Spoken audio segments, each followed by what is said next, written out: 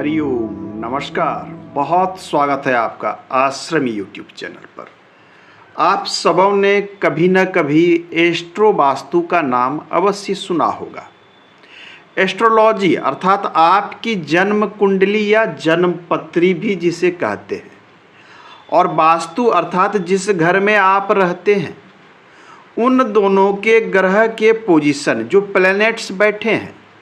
Planets क्या है कि आपकी कुंडली में भी बैठते हैं राशियों के अनुसार, और प्लैनेट्स आपके वास्तु जहाँ निवास आप करते हैं, जिस घर में रहते हैं उस घर में भी प्लैनेट्स के एक पोजीशन दिए गए हैं, वो वहाँ भी बैठते हैं। आपके कुंडली में जो प्लैनेट्स बैठते हैं वो वेरिएबल होते हैं, परंतु जब हम आपकी वास्तु को देखते हैं तो यहाँ प्लैनेट्स का जो पोजीशन है आप देख पा रहे हैं कि हमने इसमें सारे प्लैनेट्स को लिख कर रखा है। जैसे मैंने यहाँ ईशान लिखा है, ये क्या है? आपका नॉर्थ ईस्ट है। नॉर्थ ईस्ट अर्थात ईशान कोण। ये गुरु अर्थात जुपिटर का स्थान है। ये स्थान, ये पोजीशन जुपिटर के द्वारा शासित है या संचालित है। यहाँ वास्तु पुरुष का सिर होता है। पूर्व दिशा, इसके मालिक हैं सूर्य। सूर्य देव पूर्व दिशा के मालिक हैं। ये जो पोजीशन है इसके मालिक सूर्य हैं। साउथ ईस्ट, ये क्रिएशन का क्षेत्र है, जन्मदाता। धन से संबंधित प्रॉब्लम हम यहाँ से देखते हैं। विवाह में विलंब हो रहा है, यहाँ से देखते हैं। कार्य नहीं चल रहा है तो भी हम यहाँ से देखते हैं। अस्वस्थ हो रहा है, लगातार बीमार है लोग, तो भी शुक्र को देखते हैं। तो ये शुक्र का पोजीशन है। मंगल, दक्षिण में मंगल को दिया गया है पोजीशन। ये राहु, शनि, चंद्र, ये वायव्य स्थान है, नॉर्थ वेस्ट भी इसे कहते हैं। तो आपके घर में दिशाओं के अनुसार ये जो प्लैनेट्स बैठे हैं ये पोजीशन वाइज फिक्स होते हैं। ये एक दूसरे के पोजीशन में नहीं जा सकते। यदि वास्तु में और जब हम आपके एस्ट्रोलॉजी में देखें तो इसमें एक दूसरे के पोजीशन में यदि ग्रह जाते हैं, ग्रह स्वयं नहीं जाते, ग्रहों से संबंधित चीज़ें कभी कभी आप गलती से या फिर अज्ञानतावश एक स्थान का पोजीशन दूसरे स्थान पर आप निर्माण कर देते हैं या फिर लगा देते हैं। ऐसे स्थिति में आपके घर का वास्तु बिगड़ जाता है।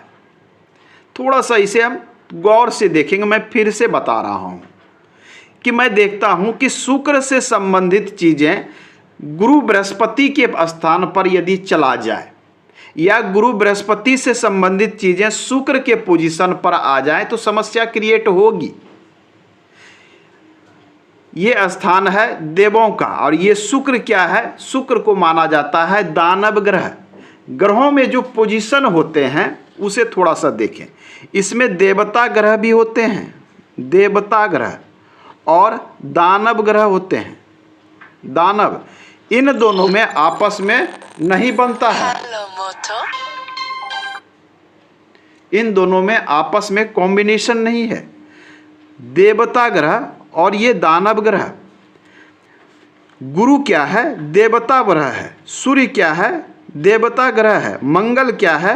देवता ग्रह है। दानव में ग्रह में शनि भी आते हैं, शुक्र भी आता है, राहु केतु भी आता है, और बुध क्या है? न्यूट्रल माना जाता है, ना किसी से दुश्मनी और ना किसी से दोस्ती।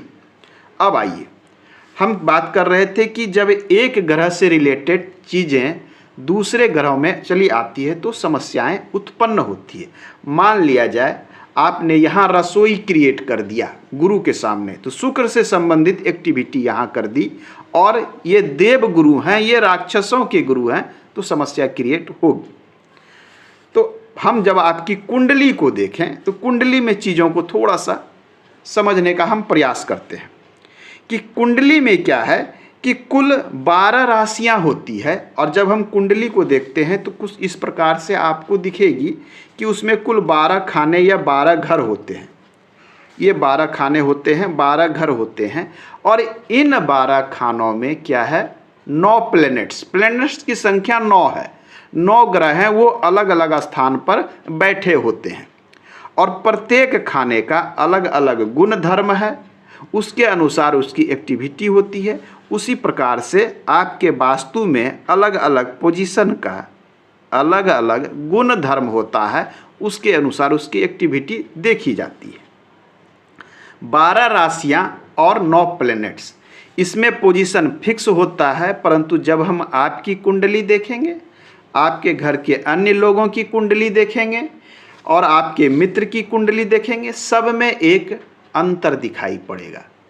12 राशियां तो होंगी परंतु वो डिफरेंट घर में होगी और ग्रह भी होंगे, प्लैनेट्स भी होंगे, अलग अलग पोजीशन पर बैठेंगे। तो ये दोनों फिक्स नहीं, ये तो आप समझ गए। अब हम इन दोनों में क्या देखते हैं कि आपके कुंडली और आपके ग्रह या निवास स्थान में क्या संबंध है। इन चीज़ों को हम देखने का थोड़ा सा प्रयास करते हैं।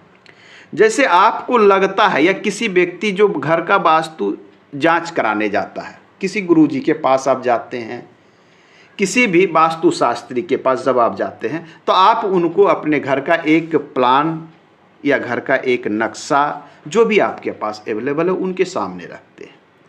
और जब गुरुजी कहते हैं तो आप अपनी कुंडली भी रखते हैं और उनसे आपसे तरह तरह के प्रश्न पूछे जाते हैं कि क्या प्रॉब्लम्स क्या है।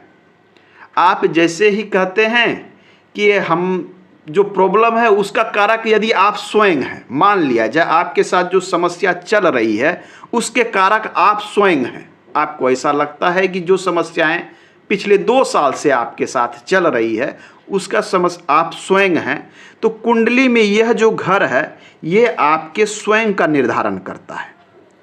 यह जो कुंडली में घर है ये बताता है स्वयं आप कौन हैं, आपके शरीर को बताता है।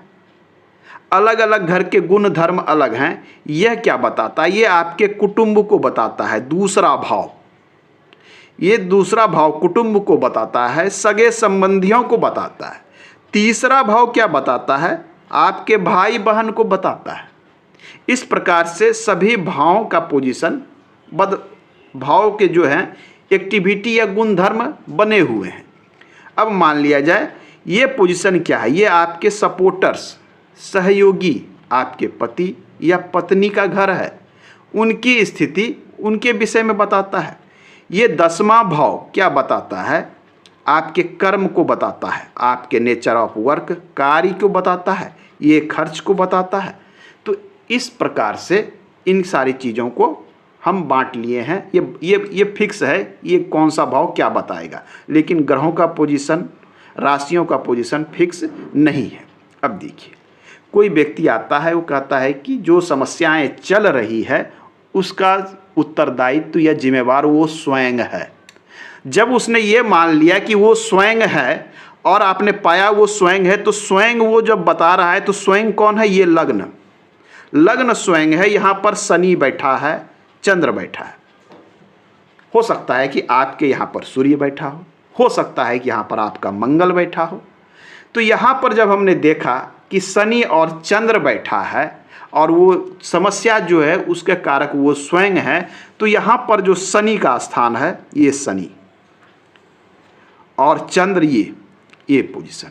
अब हम देखेंगे कि उनके घर में इन दोनों पोजीशन की एक्टिविटी क्या है, उनके घर में इस स्थान और इस स्थान पर क्या निर्मित है, क्या वो वास्तु के अनुरूप है, वास्तु के नियम के विरुद्ध है। यदि विरुद्ध है, अनुरूप है, तो हम एक रिलेशन बना के उसका उचित ट्रीटमेंट करते हैं। जब कोई व्यक्ति आता है और वो अपनी समस्याओं को बताता है, वो समस्याएं डिफरेंट तरह की हो सकती है, अलग अलग। वो कहेगा कि समस्याएं क्या है, सगे संबंधियों के कारण, रिलेशन के कारण प्रॉब्लम है, चाहे वो स्वयं अपने घर के अपनों के बीच सामंजस्य की कमी हो या पड़ोसियों के साथ हो या लड़ाई झगड़े के कोर्ट केस चल रहे हैं। तो उसके अनुसार हम फिर चीज़ों को देखते हैं कि ये सगे संबंधियों को दिखाता है, ये नुकसान को दिखाता है, हानि को। तो समस्याएं कहाँ है, यहाँ कौन ग्रह बैठा है, यहाँ कौन से प्लैनेट्स बैठे हैं, उसके अनुसार राहु यहाँ बैठा है तो हम राहु को देखेंगे, इस स्थान पर समस्या या क्या है, प्रॉब्लम्स क्या है, हम उसे दूर करेंगे या फिर इसकी ट्रीटमेंट करेंगे।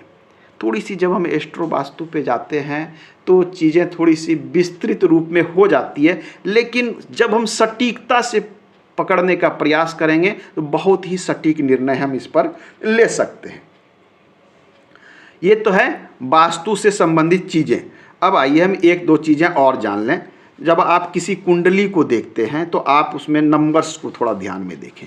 ये जो नंबर्स है, मान लिया जाए यहाँ पर कोई यहाँ 4 नंबर लिखा है, लेकिन हो सकता है किसी की कुंडली में यहाँ पर 1 नंबर लिखा हो।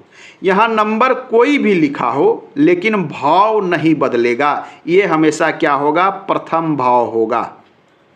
प्रथम भाव ये कहलाएगा, ये द्वितीय भाव कहलाएगा। मैं इसलिए बोल रहा हूँ, प्रथम भाव आप स्वयं है, आपका शरीर है। द्वितीय भाव आपके सगे संबंधी हैं, ये भाव नहीं बदलेगा। ये तृतीय भाव, ये चतुर्थ भाव, ये पंचम भाव, ये 6, ये सप्तम, इस प्रकार से ये नवम दशम, इस प्रकार से भाव नहीं बदलेंगे। ये जो संख्या बदलती है, ये संख्या राशियों को दर्शाती है। 4 नंबर है तो ये जातक कर्क राशि के हैं, राशियों को बताती है, और इसके अनुसार इसमें ग्रह अलग अलग हो सकते हैं। ग्रहों का स्थान फिक्स नहीं है, राशियों के अनुसार स्थान फिक्स नहीं है। हम इसमें ये कॉम्बिनेशन निकालते हैं कि आपके कुंडली में मित्र राशि, देवता ग्रह कौन कौन से हैं, दानव ग्रह कौन कौन से हैं, वे अपने स्वयं के राशि में बैठे हैं या दुश्मन के राशि में बैठे हैं, कहाँ बैठे हैं, किस प्रकार से बैठे हैं, और आपके घर की वास्तु क्या कहती है। ये एस्ट्रो वास्तु में एक रिलेशन निकाल कर देखा जाता है। उसके अनुसार भी ट्रीटमेंट किया जाता है, उसके अनुसार भी निर्माण किया जाता है। यदि आप अपने घर का निर्माण वास्तु के अनुरूप कराना चाहते हैं तो आप हमारे दिए गए व्हाट्सएप नंबर पर संपर्क कर सकते हैं। आज के अंक में इतना ही, मिलते हैं अगले अंक में। पुनः बात होगी और हम इस ज्ञान को, नॉलेज को अगले अंक में कंटिन्यू करने का प्रयास करेंगे। धन्यवाद।